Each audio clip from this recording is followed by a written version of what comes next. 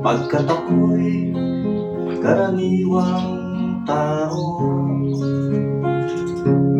may simpleng trabaho, katamtamang sweldo, walang bahay at lupa o kotseng magara na meron sila, ako'y wala.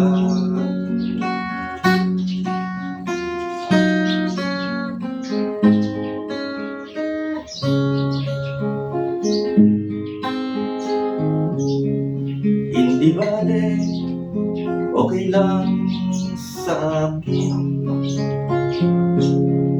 basta't walang masamang gawain, at ang aking yaman ay mga kaibigan na kung kailangan ko'y nariyan.